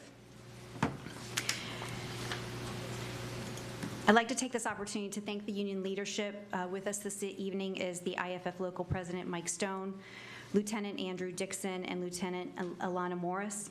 The city's negotiation team, Deputy Chief Matt Carpenter, Compensation Supervisor and Human Resources, Donna Janetink, and then ACM Simonis for her support during this process. And then lastly, Chief Pittman for his support to both parties during the process of the negotiations. A copy of the redlined agreement is included in your packet. Staff and union are available for questions this evening. Thank you. Do we have any cards on this? We do not. Any questions? Yeah. Mr. Holmes? Yeah, why didn't we make this the first agenda item under legislative? Instead of having these guys stand here half the night. That's all. Good fun. I move to ratify the collective bargaining agreement with the Pinellas County Professional Firefighters, IAFF Local 4966, for a 3-year term beginning October 1, 2024. Second. We have a motion and a second, but we do have some more comments or questions. Commissioner Robinson. Thank you. No question, just a comment. I just wanted to say thank you to, I guess that was my cue to stop. And I take it quick. So yeah, just again, thank you to the staff here and to the IAFF for the work putting in to get to where we are today. Obviously, it's never easy. There's always a lot of things that both sides want. But I had a conversation with the IAFF the other day actually, and it was really good hearing that a lot of these folks are from Largo and have grew up here and worked in Largo for a long time, and they understand that while they need a great pay package, and they, we need to be able to retain and recruit folks. They also understand that there's a lot of other things that are going on in the city of Largo. So I appreciate the back and forth, the give and take that both sides have done, and to get us where we are today. So thank you all for everything you've done. That's it. Thank you. Commissioner Smith. Kind of ditto to Commissioner Robinson. I'm very impressed to see that I've been here for a few years, but seeing the step plan back in there, I think it should have been for a long time, but I'm happy to see it back in there. So thank you for everybody what y'all did. Yeah, thank you. I'll repeat, well, just say, I repeat what they said. But it's nice when I think our goals are aligned with the two. The negotiation is much easier when the goals are pretty similar, and then that's, I think, what's been happening here recently. So great job by everybody. I do have a motion and a second. All in favor say aye. Aye. Any opposed? Motion passes unanimously. Thank you. Thank you. And thank you all. Thanks for being here. Sorry it's taken so long to get to this point. It's part of their fitness routine anyway. Just don't let the door Next is hit you. ordinance number 2025-02. Good evening, Mayor and Commissioners. Staff is requesting approval on first reading of ordinance 2025-02 to donate a residential lot located at 304 4th Avenue Southwest to Clearwater Neighborhood Housing Services, who operates under Tampa Bay Neighborhood Housing Services. This agency will construct a single-family home to sell to a first-time homebuyer household. The ordinance is being brought before you in accordance with the city charter provisions for lot disposition for properties under 1.5 acres in size, which requires the disposition by ordinance. Tampa Bay Neighborhood Housing Services was selected through a request for qualifications process to select an affordable housing developer to receive the parcel as a donation and develop this new home. The proposal includes construction of an Energy Star certified home that will also be pre-wired for electric vehicle charging capacity. Part of the request for proposals was to request that, if at all possible, the large tree in the front yard be preserved as part of the new home being built on the lot. And this proposal does seek to retain the tree, barring no issues when they go for the foundation and the root systems for that tree. So we are hoping it's going to stay as part of the front yard on that home. The new home will have a 30-year affordability period through a land use restriction agreement that will be recorded at the time of the deed transfer to the agency. And so the proposal did include requesting a portion of the funding for construction from the city's affordable housing development program, but they are also leveraging other non-city funds for it as well. We do anticipate that the city's portion going into the project for the construction portion will be repaid to the affordable housing program once that house is built and resold. So staff is available for any questions. Ordinance number 2025-02, an ordinance of the City of Largo, Florida, authorizing the conveyance of the real property described as Lot 9 Grove Heights addition to Largo according to the map or plat thereof as recorded in Plat Book 9, page 35, Public Records of Pinellas County, Florida, to Clearwater Neighborhood Housing Services, DBA Tampa Bay Neighborhood Housing, providing for an effective date. Thank you. Do we have any cards on this? We do not. I had a question. I think I know the answer to this, but the model that Clearwater Neighborhood Housing Services is, they sell the home to a home buyer. Is that correct? That's correct. Okay. Yes. So it's not a rental. It becomes home. It will be required in the land use restriction agreement to be sold for home ownership specifically, so it must remain owner occupied during that 30-year period. Perfect. Thank you. I move to approve ordinance number 2025-02 on first reading and schedule a second reading and public hearing on October 1st, 2024. Second. I have a motion and a second. All in favor say aye. Aye. Any opposed? Motion passes 7-0. Thank you. Mr. Zimmett, anything this evening? I have nothing tonight. All right. Commissioner Robinson. No, nothing. I really had something that I was thinking about talking about for 2 days, and then I didn't write it down. So, no, I don't have anything. Write it down when you think of it. Yeah. Commissioner Hulk. Yes, thank you to all the speakers that came out tonight. It's great hearing from everybody and letting us know how you feel. We really do try and listen as much as we can. Michael Ballard, what school are you from? I'm from SBC. I am in the public policy program at Clearwater campus. Awesome. Thanks for coming out tonight. Thank you. My pleasure. And good luck with your studies. I think that's all I have tonight. Thank you. Thank you. Commissioner Johnson. Yeah, I just kind of want to address, we had a lot of people coming out about stormwater drainage issues, and, I happen to live in a neighborhood that has zero construction going on, and I have more water in my yard than I've ever had the whole time I've been there. Some of this could have to do with, some of this flooding could have to do with, development, certainly in certain areas, but, just speaking for, in a property I own in Sarasota as well, we had just had flooding where we've never had flooding before. This is an unusual amount of rain, and it's hard to plan for that, although we need to work on alleviating it for sure. So I appreciate everyone coming out and speaking on that subject. Certainly something we're going to be paying attention to going forward. I am starting to build an ark, if anybody wants to book time on it, but Not the whole trip. So, thank you, that's all. Thank you. Commissioner Smith. I agree. I thank Commissioner Johnson for the question, and I do agree there's a lot of development, and that could be a possibility on some. It is a lot of rain, and I would like us, and we've talked about this in the past, to kind of come up with a plan to educate people about what ditches are and property owners. I would wonder if we could be a little bit more proactive, and maybe we were, with businesses that allowed their ditches to get kind of messed up, I guess.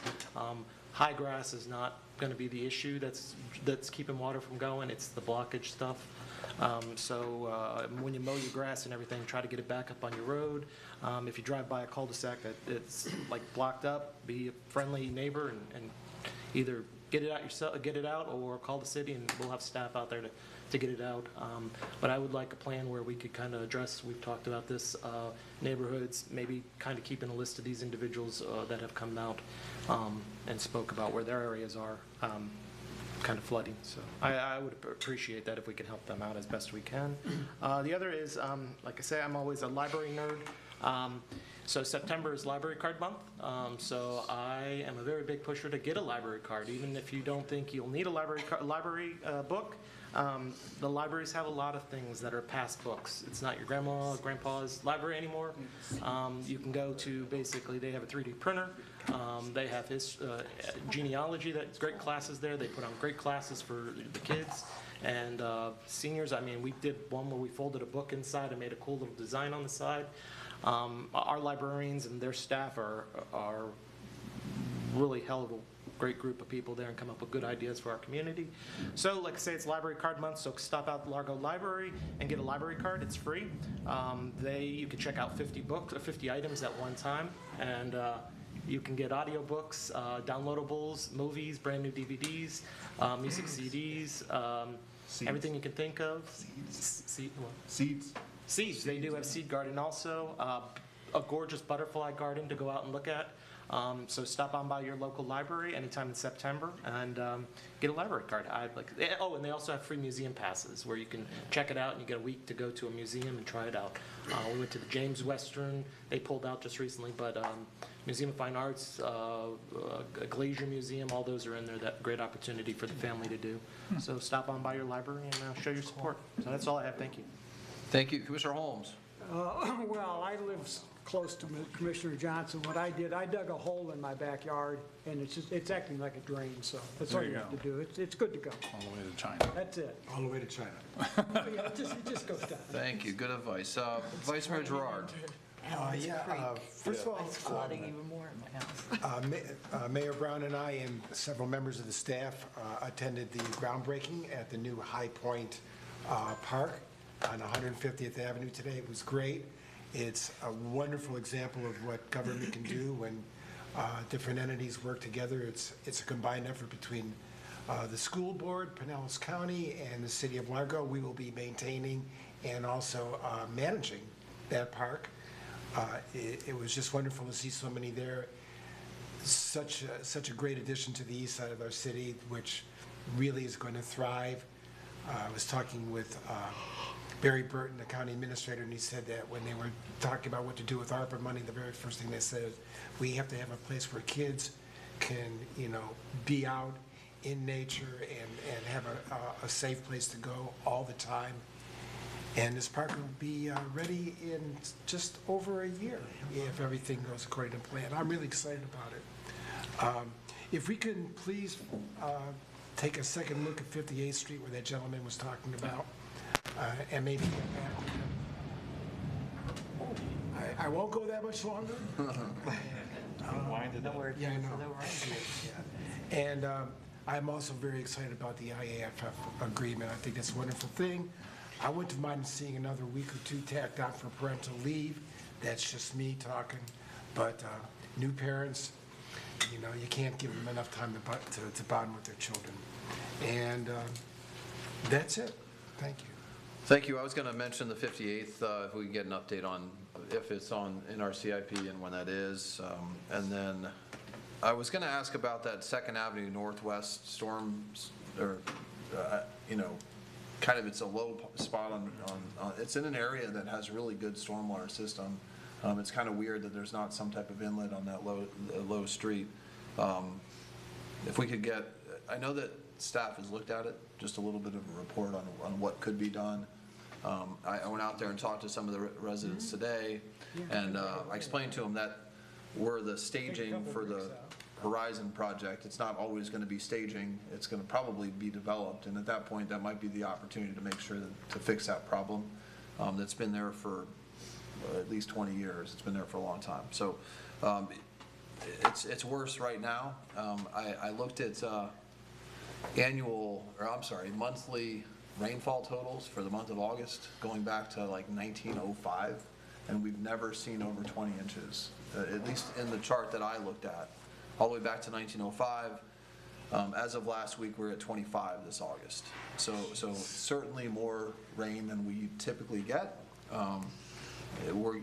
These afternoon storms are getting a couple inches every day.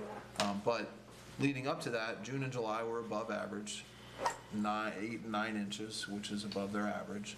And then we hit at least 25 inches in August, which hasn't happened since the turn of the 20th century.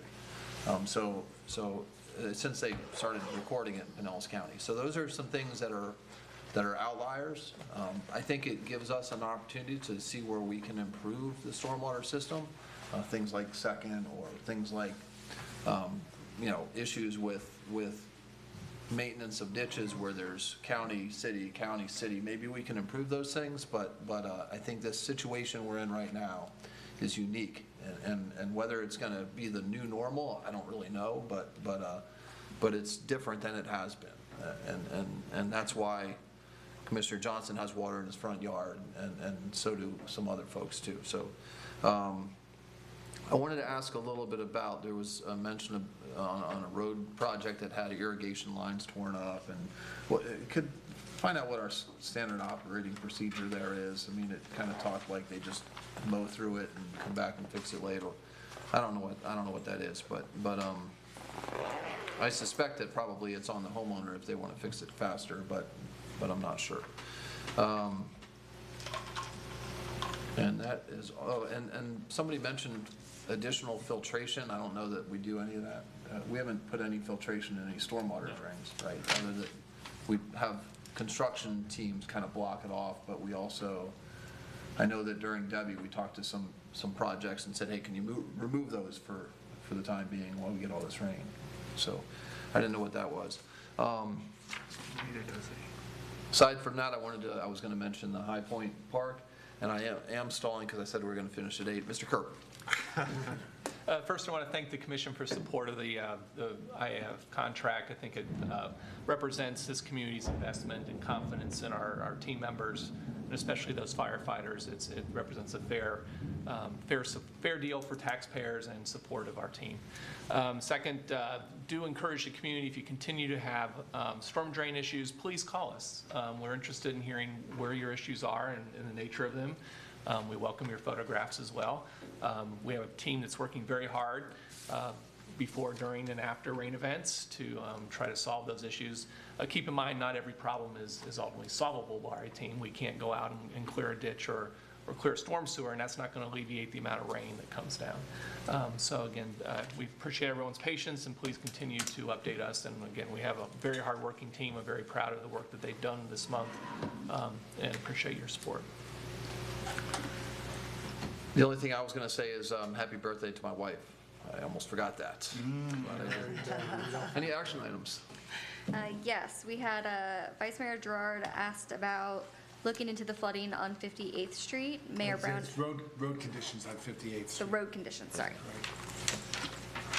Then Mayor Brown asked about an update to the City Commission for the flooding on 2nd Avenue. Mayor Brown asked for the standard operating procedure for repairing items affected by construction. I think that was it. Sounds good. Thank you. Meeting's adjourned. Vice Mayor Gerard asked to add an